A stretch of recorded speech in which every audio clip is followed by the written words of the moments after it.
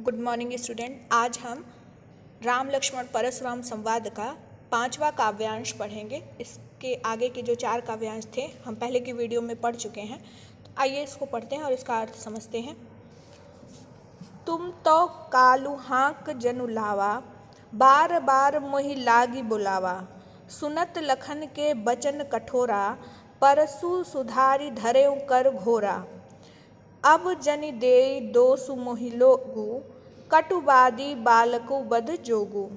बाल बिलोकु बहुत मैं बाँचा, अब येहूँ मर निहार भा साचा।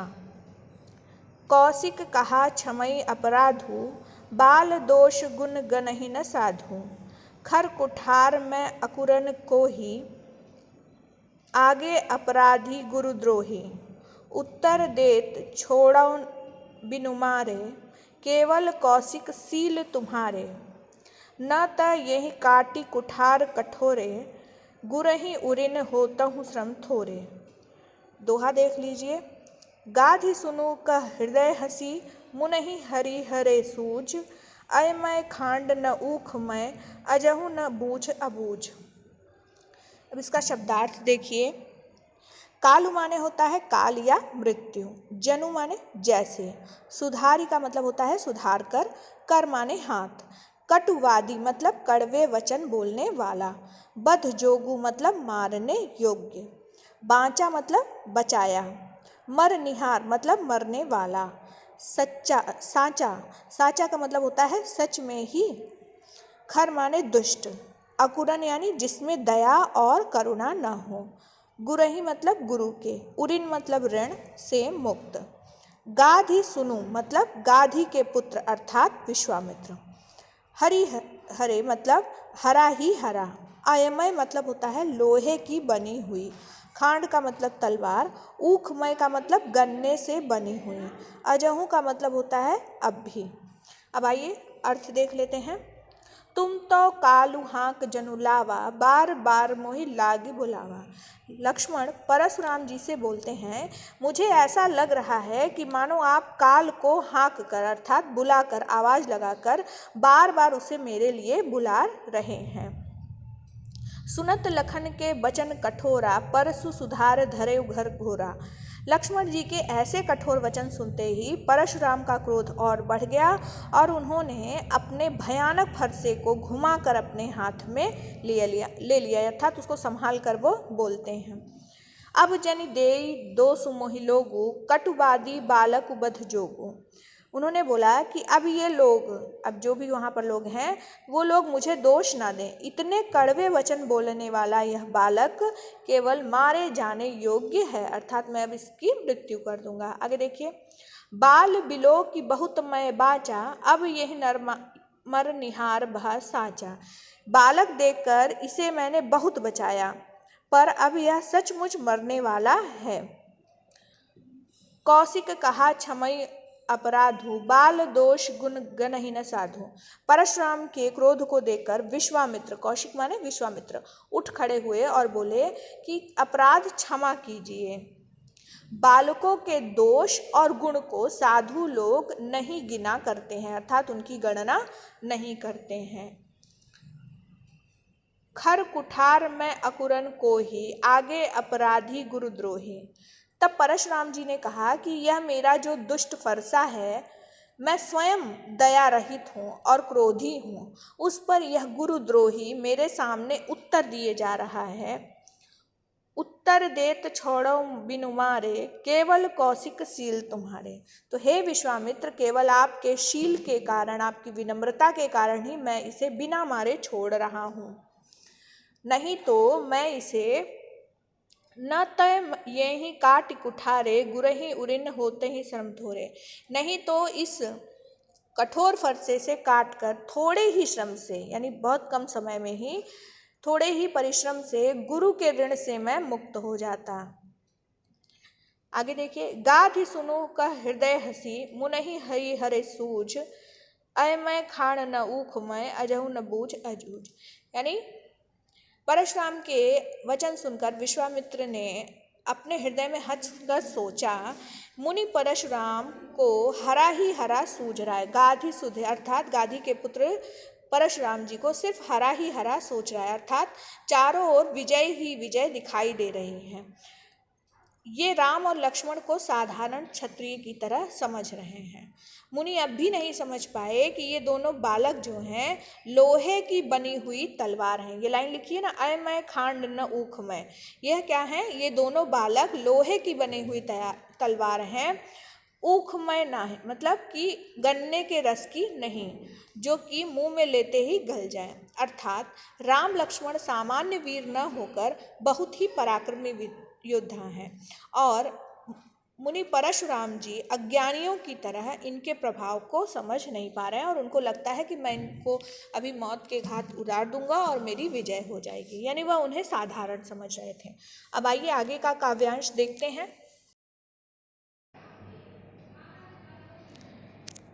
कहें लखन मुनिशील तुम्हारा, को नहीं जान विदित संसारा। माता पितहि उरिन भय नीके, गुर रिनु रहा सोचु बड़ जी के। सो जनु हमरे ही माथे काढ़ा, दिन चली गए ब्याज बड़ बाढ़ा। अब आने व्यवहारी बोलवा, तुरत देव मैं थैली खोली। सुनी कटु वचन तु कुठार सुधारा, हाय हाय सब सभा पुकारा। भृगुवर परसु देखावहु मोहि, विप्र विचारि बचौं नृप दोहि। मिले न कबहु सुभट रन गाढ़े, द्विज देवता घरहि के बाढ़े। अनुचित कही सबु लोग पुकारे, रघुपति शयनहि लखनऊ निवारे। दोहा देखिए। लखन उतर आहुति सरिस, भृगुवर कोपुर कृसानु। बढ़त देखि जल सम बचन, बोले रघुकुल भानु। शब्दार्थ देखिए पहले इसका। शील माने होता है सील स्वभाव, विदित माने पता है, भय माने हो गए, नीके मतलब भली प्रकार, हमरे ही मतलब मेरे ही, व्यवहारिया मतलब हिसाब लगाने वाले को, विप्र माने ब्राह्मण, सुभट यानी बड़े बड़े योद्धा, द्विज देवता अर्थात ब्राह्मण, शयन ही मतलब आँख के इशारे से, निवारे का मतलब होता है मना किया, कृषाणु का मतलब अग्नि और रघुकुल भानु अर्थात रघुवंश के सूर्य श्री रामचंद्र जी। अब देखिए यहाँ पर क्या कह रहे हैं। कहें लखन मुनिशील तुम्हारा, को नहीं जान विदित संसारा। लक्ष्मण ने परशुराम जी से कहा कि हे मुनि, आपके शील स्वभाव के बारे में कौन नहीं जानता, अर्थात वह पूरे संसार में, संपूर्ण संसार में प्रसिद्ध है। माता पितहि उरिन भय नीके, गुरु ऋणु रहा सोचु बड़ जी के। आप माता पिता के ऋण से तो अच्छी तरह मुक्त हो गए हैं, अब केवल गुरु का ऋण शेष रह गया है। अब आपको पता है वो व्यंग कर रहे थे कि हाँ पता है आपने माता पिता का तो ऋण उतार ही दिया है, बस गुरु का ही बचा है जिसे आप चुकाना चाहते हैं। आगे देखिए वो क्या करें। सो जनु हमरे हूँ माथे काढ़ा, दिन चली गए ब्याज बड़ भारा। अब वो कह रहे हैं कि जो गुरु का ऋण आपके ऊपर शेष रह गया है और वह आपके ऊपर क्या है, बोझ की तरह है। शायद यह ऋण हमारे ही माथे पर था, बहुत दिन बीत गए हैं और अब इस जो ऋण है यानी जो ब्याज है इसका भी और ब्याज जो है बढ़ता चला गया है। अब आने व्यवहार यह बोली, तुरंत देव मैं थैली खोली। किसी हिसाब करने वाले को बुला लीजिए तो मैं तुरंत ही थैली खोलकर सारी धनराशि दे देता हूँ। सुनी कटु वचन कुठार सुधारा, हाय हाय सब सभा पुकारा। अब देखिए लक्ष्मण के कटु वचनों को सुनकर जब परशुराम ने अपना फरसा संभाला तो सारी सभा हाय हाय करके पुकारने लगी। भृगुबर परसु देखावई मोहि, विप्र विचारि बचौ नृप दोहि। लक्ष्मण जी बोलते हैं कि हे भृगुश्रेष्ठ, आप मुझे फरसा दिखा रहे हैं, पर हे राजाओं के शत्रु, मैं आपको ब्राह्मण समझकर अभी तक बचा रहा था, अर्थात मैं आपको ब्राह्मण समझ रहा था इसलिए आपको बचा रहा था। मिले न कबहू सुभट रन गाढ़े, द्विज देवता घर ही के बाढ़े। अब वो कह रहे हैं कि मुझे लगता है कि आपको कभी युद्ध के मैदान में वीर योद्धा नहीं मिले हैं, इसलिए हे ब्राह्मण देवता, आप घर में ही अपनी वीरता के कारण फूले फूले फिर रहे हैं, अर्थात क्या हो रहे हैं, अत्यधिक खुश हो रहे हैं। अनुचित कही सब लोग पुकारे, रघुपति शयन ही लखनऊ निवारे। लक्ष्मण के ऐसे वचन सुन करके सभा में सभी उपस्थित लोग यह अनुचित है, यह अनुचित है, ऐसा कहकर पुकारने लगे। अब देखिए आगे क्या होता है कि श्री राम जी लक्ष्मण की आंखों को इशारे से, मतलब लक्ष्मण की ओर इशारे से देखते हैं और उन्हें ऐसा करने से रोक देते हैं। लखन उतर आहुति सरिस, भृगुवर कोप कृसान, बढ़त देख जल सम बचन, बोले रघुकुल भान। लक्ष्मण के उत्तर परशुराम की क्रोधाग्नि में आहुति के समान कार्य कर रहे थे।